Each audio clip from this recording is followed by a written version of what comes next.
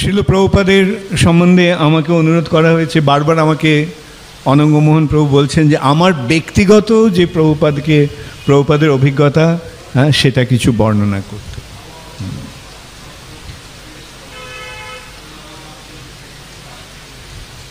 প্রভুপাদের সঙ্গে, আচ্ছা, এই সম্বন্ধে আমি আমার ইসকনে আসার সম্বন্ধে একটু আমি বলবো। ইসকনের সঙ্গে আমাদের যোগাযোগ হয়েছিল আমি আর আমার বন্ধু সর্বভাবনা প্রভু। আমরা দুজনে ইসকনের সঙ্গে আমি একদিন ইয়েতে হ্যামবুর্গে ইউনিভার্সিটি আছে, ওখানে মেনজা আছে, মানে ইউনিভার্সিটি ক্যান্টিন। ওখান থেকে বেরিয়ে এসে আমরা দেখছি যে ওখানে কিছু ভক্তরা কীর্তন করছে, আমেরিকান ভক্তরা কীর্তন করছে। তো আমি একটা ব্যাক টু গড হেড কিনেছিলাম ওদের থেকে, এবং ওরা আমাকে নিমন্ত্রণ করেছিল, হ্যাঁ, ওখানে মন্দিরে যেতে। তা আমি সর্বভাবনা প্রভুকে, ও তখন সর্বভাবনা নয়, ওর নাম তখন প্রসূন, আর আমি গিয়েছিলাম। যাওয়ার পরে আমরা একদিন দুদিন গেছি। একদিন আমরা দুজনে বসে একজন আমেরিকান ভক্তর সঙ্গে আলোচনা করছিলাম। তো আমরাই বেশি কথা বলছিলাম, আর যে ভক্ত ও শুনছিল। তো টেম্পল প্রেসিডেন্ট এসে ওটা দেখে ওর ভালো লাগেনি, যে ওরা কোথায় আমরা ওর কথা শুনবো না আমরা ওকে উপদেশ দিচ্ছি। তো সেটা দেখে ও একটুখানি বীতশ্রদ্ধ হয়ে আমাদেরকে একটু তিরস্কার করেছে। সে তিরস্কার ঠিক নয়, যাই হোক, যে কিছু বলেছিল। আমি আর সর্বভাবনা তখন, হ্যাঁ, ওখান থেকে উঠে জুতো পরে আমরা বেরিয়ে এসি। তারপরে আর ইসকনের সঙ্গে আমাদের কোনো যোগাযোগ ছিল না। এটা 1970 সালের কথা। তারপরে এক সময় আমি ভারতে ফিরে আসি এই পথ গ্রহণ করার জন্য। এবং তখন যে ইসকনের সঙ্গে যে যোগাযোগ, ইসকনে যে যোগদান করব সেরকম কোনো রকম সম্ভাবনা আমার ছিল না। আমি ভারতে ফিরে এসে সোজা আমি চলে গেছি হরিদ্বার, ঋষিকেশ এবং হিমালয়। এবং বহুদিন এইভাবে গুরুর অন্বেষণ করার পরেও আমি গুরু খুঁজে পাইনি। অবশেষে আমি কলকাতাতে ফিরে এসেছি। একদিন সন্ধ্যাবেলা আমি দেখি আমার এক বন্ধু, ওই যে জার্মানিতে আমার সঙ্গে ছিল, আমরা একসঙ্গে ছিলাম, ও আমার সাথে দেখা করতে এসেছে আমাদের বাড়িতে। দরজা নক করেছে, আমি খুলে দেখি তো ওর একেবারে সম্পূর্ণ পরিবর্তন হয়ে গেছে। আগে ওর, হ্যাঁ, শার্ট প্যান্ট পরতো, জিন্স, লম্বা চুল, এখনও চুল কেটে ফেলেছে, মণ্ডিত মস্তক, ধুতি পাঞ্জাবি পরে আছে। হ্যাঁ, খুব আশ্চর্য হয়ে গিয়েছিলাম। আমি ওকে জিজ্ঞাসা করেছিলাম যে, হ্যাঁ, তুমি কি এটা সত্যি সত্যি নিষ্ঠা সহকারে করছো? আমরা তুই করে নিজেদের সম্বোধন করতাম। আমি বলছিলাম, তুই কি এটা সত্যি সত্যি সিরিয়াসলি করছিস? ও বলছিল হ্যাঁ, এবং যেভাবে এটা বলেছিল তাতে আমি বুঝতে পেরেছিলাম যে ও সত্যিই সিরিয়াসলি করছে। ও তখন ফিরে এসছে ইন্ডিয়াতে। ও তখন দিল্লির মন্দিরের ভাইস প্রেসিডেন্ট হয়ে এসেছে। তো আমাকে বললো, হ্যাঁ, দিল্লিতে যেতে। তা আমি ভেবেছিলাম ঠিক আছে, যাব। তারপর ওরই সঙ্গে ও আমাকে নিয়ে এসেছিল কলকাতা মন্দিরে। ইতিমধ্যে, হ্যাঁ, ও আমাকে বলল যে ও জার্মানিতে, ও আর ওর বান্ধবী, যার নাম ছিল কর্নেলিয়া বোদেমান, ওরা দুজনে বার্লিনে যোগদান করেছে।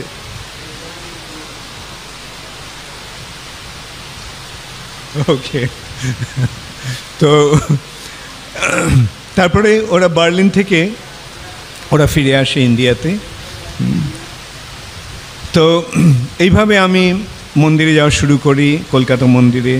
2-3 দিন যাওয়ার পরেও ওখানে ভক্তদের সঙ্গে আমার পরিচয় হয়, হয়। তো আমি একদিন সন্ধ্যাবেলা ভগবদ্গীতা ক্লাসের পরে আমি বলি যে আমি একটা ভগবদ্গীতা চাই। তো তখন ভগবদ্গীতা ছিল না, হয়তো যে যার কাছে চাবিটা ছিল ও ওখানে ছিল না, তো বললো ভগবদ্গীতা নেই, তবে নেক্টার অফ ডিভোশন আছে। আমি বললাম ঠিক আছে, ওটাই দাও। তো সেই নেক্টার অফ ডিভোশন নিয়ে আমি বাড়ি ফিরে গেছি, এবং যখন আমি পড়তে শুরু করলাম প্রথম পৃষ্ঠা থেকে আমার মনে হলো যে এই পথটি আমি খুঁজছিলাম। কেন প্রথম পৃষ্ঠাতে আমি জানতে পারলাম যে ভগবান নিরাকার নন, ভগবান সাকার, আর শ্রীকৃষ্ণ হচ্ছেন ভগবান। আর মুক্তি আমরা যার অন্বেষণ করছিলাম, সেই প্রকৃত মুক্তি হচ্ছে মুক্তি 5 রকমের। তার মধ্যে 4টা পজিটিভ, 4টা সুষ্ঠু মুক্তি, আর একটা হচ্ছে বিকৃত মুক্তি, সাজুজ্য মুক্তি। আমি বুঝতে পারলাম যে মুক্তির অন্বেষণ আমি করছিলাম ওটা সেই বিকৃত মুক্তি, প্রকৃত মুক্তি নয়। তো যাই হোক, আমি এতই নিবিষ্ট হয়ে পড়েছিলাম যে এই নেক্টার অফ ডিভোশন পড়তে পড়তে আমি ঘুমিয়ে পড়ি, এবং সকালে উঠে আমি প্রথমেই সেই বইটা নিয়ে পড়তে শুরু করি। তার পরের দিন রাত্রে আমি একটা অপূর্ব সুন্দর স্বপ্ন দেখি। আমি স্বপ্নে দেখি শিল প্রভুপাদ একটা সিংহাসনে বসে আছেন। তখন যে ব্যাসাসন কি সেটা আমি জানতাম না। প্রভুপাদ একটা সিংহাসনে বসে আছেন, আর তার চারদিকে একটা অপূর্ব সুন্দর জ্যোতি, যেন সেই আলোক তার শরীর থেকে বিচ্ছুরিত হয়েছে।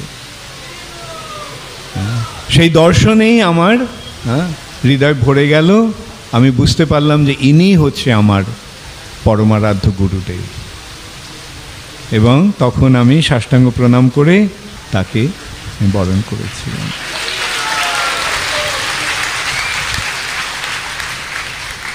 তখন আমি জানতে পারলাম যে প্রভুপাদ আমেরিকাতে, এবং তিনি ফিরে আসবেন অক্টোবর নভেম্বর মাসে। এবং তখন আমি ভাবলাম যে আমি মহাপ্রভুর যে সমস্ত লীলাস্থলী আছে সেগুলি দেখব, কেন নেক্টার অফ ডিভোশনে আমি ভগবানের লীলাস্থলীগুলি সম্বন্ধে জানতে পারি। যাই হোক, আমি মায়াপুরে গেলাম সন্ধ্যাবেলা, আর এত ভালো লেগেছিল ওখানে সমস্ত ভক্তরা সকলে আমাকে বলছে তুমি থাকো না এখানে আমাদের সঙ্গে, থেকে দেখো না কেমন লাগে। তো জানো ভক্তরা কেমন, কাউকে পেলেই ওরা সবাই প্রচার করতে চায়, সঙ্গে সঙ্গে ভক্ত বানিয়ে নিতে চায়। তো আমিও মনে মনে ভাবলাম যে আমি তো ঠিক করে নিয়েছি যে আমি এই পথ অবলম্বন করব, তাহলে এরা যখন আমাকে এত সুন্দরভাবে নিমন্ত্রণ করছে, আহ্বান করছে, কেন আমি করি না। তো পরের দিন সকালবেলা ভাগবতম পাঠের পরে সেদিন আমি ভাবলাম ঠিক আছে আমি যোগদান করব। তা আমি এক নাপিতের কাছে গিয়ে মস্তক মুন্ডন করলাম, একটা ধুতি আর পাঞ্জাবি নিয়ে গঙ্গায় গিয়ে আমার পুরনো কাপড় গুলো ফেলে দিয়ে গঙ্গায় ভাসিয়ে দিয়ে আমি ধুতি পাঞ্জাবি পরে আমি ফিরে এলাম। সেইভাবে আমার ভক্তি জীবনের সূত্রপাত হয়েছিল। তখন আমি এটাও ভেবেছিলাম ঠিক আছে করে দেখি না, মস্তক মুন্ডন করছি, 2 মাস পরেই যদি ভালো না লাগে আমি বাড়ি ফিরে যাব, ততদিনে চুলও বড় হয়ে যাবে।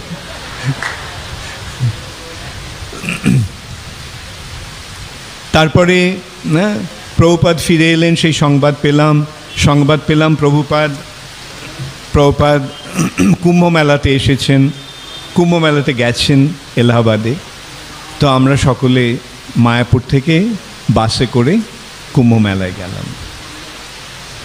কুম্ভ মেলাতে গিয়ে আমি ভেবেছিলাম যে ওখানে গিয়েই আমি প্রভুপাদের সঙ্গে সাক্ষাৎ করতে পারব, কিন্তু সেই সাক্ষাৎ সম্ভব হয়নি ওখানে।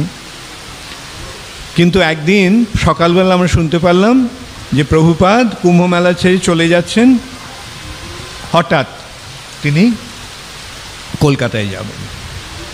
আমি বললাম ঠিক আছে প্রভুপাদ ফিরে যাবেন, কুম্ভ মেলা থেকে চলে যাবেন। তো এমন সময় ভবানন্দ মহারাজ এসে আমাকে বললেন যে প্রভুপাদ আজকে চলে যাচ্ছেন। আমি বললাম হ্যাঁ আমি শুনেছি। তো উনি বললেন যে প্রভুপাদের সঙ্গে কয়েকজন ভক্ত যাবে, তো সেই দলে তুমিও আছো। শুনে তো আমি একেবারে আনন্দে আত্মহারা। 14 জন ভক্ত প্রভুপাদের সঙ্গে যাচ্ছিল, তারা সকলেই সন্ন্যাসী, জিবিসি।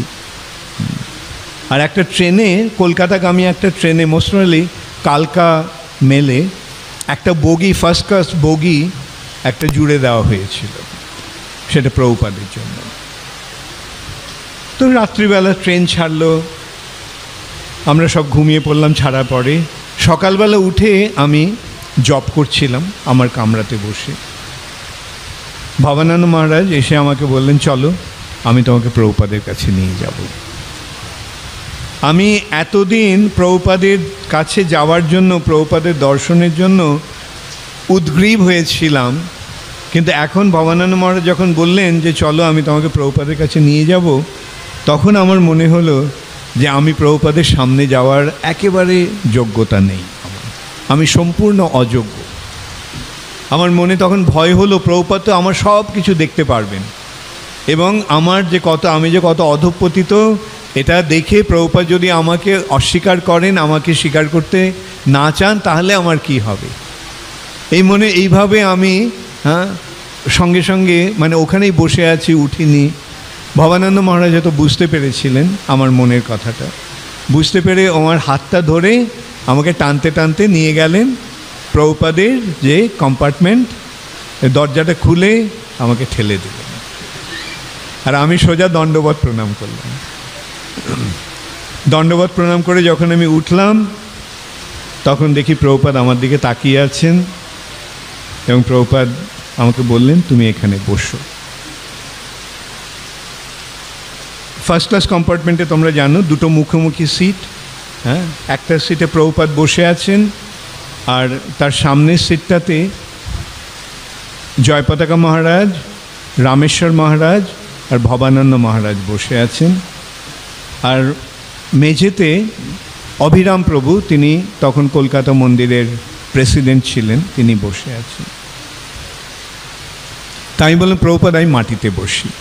প্রভুপাদ বললেন, না তুমি এখানে বসো। এবং প্রভুপাদ যখন এইভাবে করলেন, তখন আমি একটা কম্বল পাতা ছিল, ওই কম্বলটার কোনাটা গুটিয়ে আমি একটা কোনায় বসেছি। তখন প্রভুপাদ প্রথম কিছু আলোচনার পরে বললেন, তুমি আমার বইগুলি বাংলায় অনুবাদ করো। এইভাবে আমাদের শিল প্রভুপাদের সঙ্গে প্রথম সাক্ষাৎকারেই এই সেবার সুযোগ প্রভুপাদ আমাকে দিয়েছিলেন, এবং সেই সেবার সূত্রে প্রভুপাদের কাছে আমার যাওয়ার একটা অবাধ গতি খুলে গেল। কলকাতায় প্রভুপাদ এলেন, 3 দিন ছিলেন। যাই হোক, এইভাবে প্রভুপাদের কাছে থাকার একটা সুযোগ আমার এলো। প্রভুপাদ কলকাতা থেকে গেলেন ভুবনেশ্বর, ভুবনেশ্বর থেকে প্রভুপাদ ফিরে এলেন কলকাতায়, মায়াপুরে। তো একদিন প্রভুপাদ আমাকে ডেকে পাঠালেন, ডেকে পাঠিয়ে তিনি আমাকে একগুচ্ছ বাংলা চিঠি দিলেন, দিয়ে বললেন, এই চিঠিগুলির উত্তর দাও তুমি। এবং প্রভুপাদ আমাকে দেখিয়ে দিলেন কীভাবে উত্তর দিতে হবে। একটা একটা করে চিঠি আমি পড়তাম, এবং প্রভুপাদ পয়েন্টগুলো দিতেন, কি পয়েন্টে এর উত্তর দিতে, কীভাবে এর উত্তর দিতে হবে। এবং সেই উত্তরগুলো লিখে আমি প্রভুপাদকে এনে দেখাতাম, এবং প্রভুপাদ সেগুলো সংশোধন করে দিতেন। এবং তারপরে প্রভুপাদের লেটার হেডে আমি সেগুলো হাতে লিখে, তখন তো বাংলায় টাইপরাইটার ছিল না, তখন হাতে লিখে আমি প্রভুপাদকে দিতাম, প্রভুপাদ সাইন করতেন। তো এইভাবে বাংলা চিঠিগুলো জবাব দেওয়ার পরে প্রভুপাদ আমাকে একগুচ্ছ হিন্দি চিঠি দিলেন, দিয়ে বললেন সেগুলোর উত্তর দিতে। এইভাবে প্রভুপাদের করার সুযোগ পেলাম। তারপরে একদিন প্রভুপাদ আমাকে বললেন, আমি তোমাকে আমার ভারতীয় সচিব রূপে নিযুক্ত করছি। I am appointing you as my Secretary for Indian Affairs. তখন তমাল কৃষ্ণ মহারাজ প্রভুপাদের সেক্রেটারি ছিলেন। তো প্রভুপাদ তমাল কৃষ্ণ মহারাজকে ডেকে বললেন যে তিনি আমাকে এইভাবে নিযুক্ত করছেন এবং আমাকে বললেন তমালকৃষ্ণ মহারাজের সঙ্গে, তমালকৃষ্ণ মহারাজ যেই ঘরটিতে থাকেন সেই ঘরটিতে উঠে আসতে। এইভাবে একটা আরেকটা অপূর্ব সুন্দর সুযোগ আমি পেলাম তমালকৃষ্ণ মহারাজের সঙ্গে একসঙ্গে থাকার। এবং তিনি, তার কাছ থেকে আমি অনেক কিছু পেয়েছি, তিনি আমাকে অনেকভাবে কৃপা করেছেন। এবং যাই হোক, অবশেষে একদিন আমি এই চিঠিগুলো নিয়ে প্রভুপাদের কাছে গেছি সকালবেলা। প্রভুপাদ তখন লোটাস বিল্ডিংয়ের ছাতে ম্যাসাজ নিচ্ছিলেন। তখন এই একটাই বাড়ি ছিল মায়াপুরে, লোটাস বিল্ডিং। লোটাস বিল্ডিংয়ের নিচে ছিল রাধা মাধবের মন্দির একতলায়, আর তার দোতলায় কিছু জিবিসিদের মিটিং হল, অফিস, কিচেন, ডেটি কিচেন ছিল, আর তিনতলায় ছিল প্রভুপাদের থাকার ব্যবস্থা। আর ছাতের একদিকে থাকতেন ভবানন্দ মহারাজ আর আরেক দিকে থাকতেন জয়পতাকা মহারাজ। তো প্রভুপাদ সকালবেলা ম্যাসাজ নিচ্ছিলেন, সকাল মানে তখন প্রায় 11:30 হবে। তো প্রভুপাদ ম্যাসাজ নিয়ে, তেল মাখিয়ে ম্যাসাজ নিয়ে তিনি স্নান করতেন, স্নান করে তিনি প্রসাদ পেতেন। তো আমি চিঠিগুলো নিয়ে গেছি, প্রভুপাদ সাইন করলেন। তো আমি ভাবলাম প্রভুপাদের সঙ্গে বসার যে প্রভুপাদের কাছে বসে থাকি যতক্ষণ পারি। তো প্রভুপাদ ম্যাসাজ নিচ্ছেন, আমি বসে আছি। প্রভুপাদ বলতে শুরু করলেন, দেখো বহু বহু জন্ম ধরে তুমি এই জগৎটাকে ভোগ করার চেষ্টা করেছো, কিন্তু দেখছো যে এখনও তুমি তৃপ্ত নয়। এই জীবনটা কৃষ্ণকে দিয়ে দাও। এবং এইভাবে প্রভুপাদ নির্দেশ দিলেন এবং তিনি বিস্তারিতভাবে অনেকক্ষণ ধরে আমাকে বোঝালেন এই জড়জগতের স্থিতিটা কীরকম, এই জড়জগতে আমাদের অবস্থাটা কীরকম, এবং কিভাবে আমরা এই জড়জগতের বন্ধনে আবদ্ধ হয়ে আছি। এইভাবে শিল প্রভুপাদ আমাকে অনেকক্ষণ ধরে বোঝালেন। এবং অবশেষে প্রভুপাদ বললেন যে এই জীবনটা কৃষ্ণকে দিয়ে দাও, just offer this life to Krishna. তারপরে তিনি বললেন যে যদি কিছু নাও হয়, এই জীবনটা দিয়ে যদি কোনো কিছু লাভ নাও হয়, তাহলে ক্ষতিটা কি? এ তো অনেকগুলো জীবনের মধ্যে একটা জীবন। সুতরাং একটা জীবন কৃষ্ণকে দিয়ে দাও। তখন আমি বুঝতে পেরেছিলাম প্রভুপাদ কি চেয়েছিলেন, যে এই জীবনটা যিনি, যে রাতে আমি কৃষ্ণের চরণে নিবেদন করব। তারপরে তার কিছুদিন পরে শিল প্রভুপাদ আমাকে সন্ন্যাস দিলেন। গৌর পূর্ণিমার সময় প্রভুপাদ আমাকে হরিনাম দীক্ষা এবং ব্রাহ্মণ দীক্ষা একসঙ্গে দিয়েছিলেন। এবং তার প্রায় 2.5 মাস পরে ইয়ের দিন, জগন্নাথের স্নানযাত্রার দিন প্রভুপাদ আমাকে সন্ন্যাস দিয়েছিলেন বৃন্দাবনে।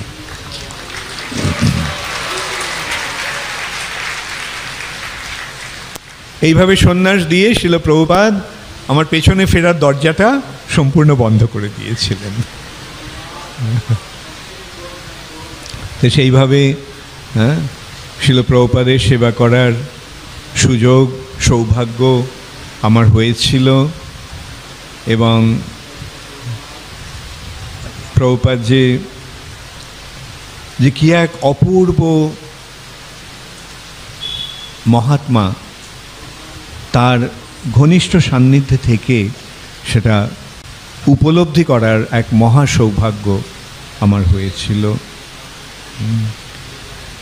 শিল প্রভুপাদের তারপর থেকে আমি সবসময় শিল প্রভুপাদের সঙ্গেই ছিলাম। কেবল প্রভুপাদ যখন লন্ডনে গিয়েছিলেন 10-15 দিন আমি প্রভুপাদের থেকে দূরে ছিলাম, তবে তখন প্রভুপাদ আমাকে বলে, প্রভুপাদের তখন পরিকল্পনা ছিল যে তিনি লন্ডনে যাবেন, লন্ডন থেকে নিউ ইয়র্ক, নিউ ইয়র্ক থেকে গীতানগরী, গীতানগরী থেকে লস অ্যাঞ্জেলেস এবং লস অ্যাঞ্জেলেস থেকে হাওয়াই, এবং হাওয়াইয়ে শিল প্রভুপাদ থাকবেন এবং সেখানে তিনি শ্রীমদ্ ভাগবত অনুবাদ করবেন। তখন শিল প্রভুপাদ শ্রীমদ্ ভাগবতের দশম স্কন্ধ ছিলেন। এবং এইভাবে যা প্রভুপাদ যেদিন চলে যাবেন, আমি রাত্রিবেলা বৃন্দাবনে প্রায় কাছে বসে আছি। প্রভুপাদ আমাকে জিজ্ঞাসা করলেন, তুমি আসছো না? আমি বললাম, না প্রভুপাদ, আমার পাসপোর্ট প্রভুপাদ বললেন, ঠিক আছে, তাহলে তুমি হাওয়াইয়ে এসো, হাওয়াইয়ে আমি হাওয়াইয়ে চলে এসো। কিন্তু শিল প্রভুপাদ হাওয়াই পর্যন্ত যেতে পারেননি, লন্ডন থেকেই প্রভুপাদ ফিরে এসেছিলেন। এবং যখন ফিরে এসেছিলেন বৃন্দাবনে, আমি তখন মায়াপুরে একদিন একটা টেলিগ্রাম আমি পেলাম, তমাল কৃষ্ণ মহারাজ টেলিগ্রাম পাঠিয়েছেন যে প্রভুপাদ চাইছেন তুমি এক্ষুনি বৃন্দাবনে চলে এসো। তারপরের দিন সকালেই আমি বৃন্দাবনে চলে যাই এবং তারপরে আমি সারাক্ষণ প্রভুপাদের সঙ্গেই ছিলাম শেষ সময় পর্যন্ত। এবং এই সম্বন্ধে একটা সংক্ষিপ্ত আমি বলতে পারি যে শিল প্রভুপাদের যেন ইচ্ছার ওপরই সব কিছু নির্ভর করছিল। আমরা তখন ঋষিকেশে একদিন রাত্রিবেলা 1টার সময় আমরা তখন 2 ঘন্টা করে কেউ না কেউ প্রভুপাদের সঙ্গে থাকতাম। 10টা থেকে 12টা পর্যন্ত ছিল উপেন্দ্র প্রভুর সময়, 12টা থেকে 2টো ছিল আমার শিফট, 2টো থেকে 4টে পর্যন্ত প্রমানা স্বামীর শিফট, আর তারপরে 4টের সময় তমাল কৃষ্ণ মহারাজ আসতেন। তো একদিন ওই তখন প্রায় 1টা বাজে রাত্রিবেলা প্রভুপাদ আমাকে ডাকলেন। আমি মশারিটা তুলে প্রভুপাদের কাছে জিজ্ঞাসা করলাম, প্রভুপাদ বললেন যে আমার চলে যাওয়ার সময় এসেছে, আমি চাই বৃন্দাবনে আমি আমার দেহ রাখব, এক্ষুনি আমাকে বৃন্দাবনে নিয়ে যাওয়ার ব্যবস্থা করো। এটা এমনই একটা মানে আতঙ্কিত সংবাদ যে আমি শুনে কাঁপতে থাকি, আর ছুটে আমি নিচে গিয়ে তমালকৃষ্ণ মহারাজকে উঠিয়ে বলি কি হয়েছে। তমালকৃষ্ণ মহারাজের সঙ্গে সঙ্গে ছুটে এসেছেন ওপরে। তো এসে প্রভুপাদ সেই কথাই বললেন, the time has come for me to leave my body, I want to leave my body in Vrindavan, so please take me to Vrindavan. সেই রাত্রেই আমরা সব কিছু গুটিয়ে নিলাম। পরের দিন সকালবেলা আমরা বৃন্দাবন ঋষিকেশ থেকে দিল্লির দিকে যাত্রা করলাম। সেই রাত্রে আমরা দিল্লিতে ছিলাম। পরের দিন সকালবেলা আমরা বৃন্দাবনে গেলাম। ভক্তরা জানে না প্রভুপাদ কেন বৃন্দাবনে আসছেন। হ্যাঁ, প্রায় 200-300 ভক্ত তখন বৃন্দাবনে, তারা প্রভুপাদ আসছেন একেবারে আনন্দে উদ্বেল হয়ে উঠেছে। প্রভুপাদকে নিয়ে তারা কীর্তন করছে। মন্দিরে প্রভুপাদ দর্শন করতে গেলেন, তারপর দর্শন করার পর প্রভুপাদ তার ঘরে গেলেন। যখন প্রভুপাদ তার ঘরে গেলেন তখন প্রভুপাদ সকলকে বললেন, কীর্তন যখন থামলো প্রভুপাদ বললেন কেন প্রভুপাদ বৃন্দাবনে এসেছেন। আর নিমেষের মধ্যে সেই আনন্দের উচ্ছ্বাস এক বিষাদে পর্যবসিত হলো। প্রভুপাদ এসছেন বৃন্দাবনে দেহত্যাগ করার জন্য। প্রভুপাদ খুব সুন্দরভাবে তখন বোঝালেন, দেহিনস্মিন যথা দেহে কৌমারম যৌবনম জরা। এই শ্লোকটির উদ্ধৃতি দিয়ে প্রভুপাদ বিশ্লেষণ করলেন যে এই দেহটি নশ্বর, হ্যাঁ, আমাদের সকলকেই একদিন এই দেহটি ছেড়ে চলে যেতে হবে। কিন্তু তথা দেহান্তর প্রাপ্তি, আত্মা এক দেহ থেকে আরেক দেহে প্রবিষ্ট হয়। ধীরস্তত্র ন মুহ্যতি, এই জ্ঞান যাদের আছে তারা এই দেহত্যাগের ব্যাপারে মুহ্যমান হয় না। এইভাবে শিল প্রভুপাদ উপদেশ দিলেন। সবাই যখন ঘর থেকে বেরিয়ে গেল তখন প্রভুপাদ আমাকে ডাকলেন, ডেকে বললেন, এখন থেকে আমার জন্য তুমি আর রান্না করো না। আমি তখন প্রভুপাদের জন্য রান্না করতাম। প্রভুপাদ বললেন, আমার জন্য আর রান্না করো না, এবং আমাকে কোনো কিছু খেতেও জোর করো না। যখন ক্ষুধা নেই তখন জোর করে খেয়ে কী লাভ। তিনি ইংরেজিতে বলেছিলেন যে please don't cook for me from now on, and don't force me to eat anything. When there is no appetite, what's the use of eating? What's the use of eating when there is no appetite? আমার সে কথা শুনে মনে হলো যে প্রভুপাদ এখন প্রায়োপবেশনে কোনো কিছু গ্রহণ না করে প্রভুপাদ দেহত্যাগের প্রস্তুতি নিচ্ছেন। তমালকৃষ্ণ মহারাজকে গিয়ে আমি সে কথা বললাম। তমালকৃষ্ণ মহারাজ বললেন, দেখো কী করবো, প্রভুপাদ যখন এইভাবে বলেন তখন তো আর কোনো কিছু করার অবকাশ থাকে না। কিন্তু সৌভাগ্যক্রমে একটা অপূর্ব সুন্দর ঘটনার ফের নিল। তমালকৃষ্ণ মহারাজ যখন দিল্লিতে আমরা ছিলাম এক রাত্রি, তমালকৃষ্ণ মহারাজ নিউ ইয়র্কে আদিকেশব মহারাজকে ফোন করেছিলেন এবং বলেছিলেন যে সকলকে যেন এই খবরটা জানিয়ে দেওয়া হয় যে প্রভুপাদ কেন বৃন্দাবনে যাচ্ছেন। এবং সেই সংবাদ ছড়িয়ে পড়ার সঙ্গে সঙ্গে বহু ভক্ত, অনেক সিনিয়র ভক্ত সেই মিটিংয়ে তারা স্থির করেছিলেন যে প্রভুপাদ যদি এখন চলে যান তাহলে আমাদের কি অবস্থা হবে। প্রভুপাদ এখন চলে গেলে তো আমরা তো এক অসহায় অনাথ হয়ে যাব। তো তারা সকলে এসে প্রভুপাদকে সেই কথাটি নিবেদন করলেন যে প্রভুপাদ আপনি যদি চলে যান আমাদের ছেড়ে এইভাবে, তাহলে আমাদের কি অবস্থা হবে। আপনি কৃষ্ণের শুদ্ধ ভক্ত, আপনি যদি চান তাহলে কৃষ্ণ আপনাকে এখানে থাকতে দেবেন আমাদের সঙ্গে। তখন প্রভুপাদ বলেছিলেন, ঠিক আছে, তোমরা যদি সেটা চাও তাহলে আমি থাকব। সকলে সকল আনন্দে উদ্বেল হয়ে উঠেছিল। এবং আমি আর প্রভুপাদের নির্দেশের অপেক্ষা রাখিনি, আমি সোজা রান্নাঘরে গিয়ে রান্না করতে শুরু করেছি। এবং প্রভুপাদও খেতে শুরু করেছিলেন। তারপরে একদিন প্রভুপাদ আমাকে বললেন, তুমি গোপীনাথ বাজার কোথায় জানো? তো বৃন্দাবনে আমি সেই প্রথম গেছি, আমার মন্দিরের বাইরে এক পাও যাইনি। আমি বললাম, প্রভুপাদ আমি বৃন্দাবনে জানি না, তবে আমি খুঁজে নেব, আপনি বলুন কি দরকার। প্রভুপাদ বললেন, তুমি গোপীনাথ বাজারে যাও, ওখানে বনমালী কবিরাজ বলে একজন আয়ুর্বেদিক ডক্টর আছে, কবিরাজ আছে, তাকে বলো উনি যেন আমার শুশ্রূষা করেন, ট্রিটমেন্ট করেন। তা আমি গিয়ে বনমালী কবিরাজের সঙ্গে যোগাযোগ করেছিলাম। বনমালী কবিরাজের বয়সে তখন প্রায় 90 বছর, প্রভুপাদের থেকেও তিনি বৃদ্ধ। তো উনি বলছেন যে আমি আমার এই বাড়ি থেকে শুধু এই আমার ক্লিনিকে আসি, ব্যাস এখানেই রোগী দেখে আমি বাড়ি ফিরে যাই, কোথাও যাওয়া আমার পক্ষে সম্ভব নয়। তাই প্রায় ওর পায়ে পড়ে আমি অনুনয় বিনয় করলাম, আপনি দয়া করে আসুন, প্রভুপাদ বলেছেন আপনাকে ট্রিটমেন্ট করতে। তো উনি রাজি হয়েছিলেন। আমি ওনাকে নিয়ে গিয়েছিলাম রিক্সায় করে, এবং রিক্সাতে যেতে ওনার অনেক অসুবিধা হয়েছিল সেটাও বুঝতে পেরেছিলাম। এবং প্রভুপাদ উনি প্রভুপাদের ট্রিটমেন্ট শুরু করেন, এবং ওনার ট্রিটমেন্টের ফলে, ওনার শুশ্রূষার ফলে প্রভুপাদের স্বাস্থ্যের পরিবর্তন হতে শুরু করে।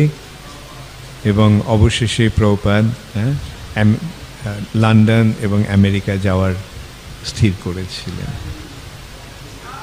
শিল প্রভুপাদ কি, গৌর প্রেমানন্দে, হরি হরি গৌর। জয় প্রভুপাদ, জয় প্রভুপাদ, প্রভুপাদ জয় প্রভুপাদ জয় শ্রীল প্রভুপাদ।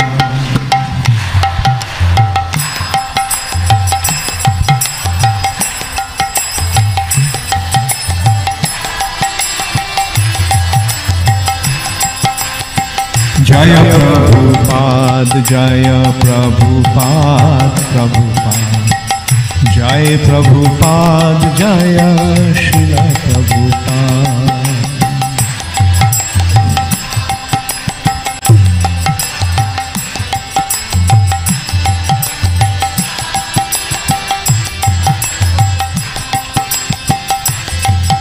হরে কৃষ্ণা। অনঙ্গমোহন প্রভু কিছু অ্যানাউন্সমেন্ট আছে। হরে কৃষ্ণ, হরি বল। আপনারা কেউ যাবেন না এখন? আপনাদের কেমন লাগছিল? সত্যি সময় মনে হচ্ছিল না থেমে গেছে সময়। আমরা সবাই ওনার সঙ্গে বৃন্দাবনেই গেছিলাম। তো বাঙালি খাবারের প্রসাদ যখন দেয়া হয় তা সবার শেষে কি আসে? জোরে, আর একটু জোরে। তো এই জলদূত যাত্রা 13 তারিখ থেকে যাত্রা শুরু হয়েছে। 16 তারিখে রাত্রে শেষে কি এলো? কিভাবে এলো? গুরু মহারাজের প্রবচনের মাধ্যমে। এবং সেই জন্য বলা হয় মধুর এনা সমাপয়েত, সবচেয়ে শেষে মিষ্টি আসার প্রয়োজনে আছে। যেরকম বৃষ্টি এসেছে সেরকম মিষ্টিভাবে গুরু মহারাজ এত সুন্দরভাবে আমাদেরকে বর্ণনা করে। উনি যখন বলছিলেন আমার মনে হচ্ছিল যেন সামনে ছবির মতো সব কিছু চলছে। আপনারা আনন্দ পেয়ে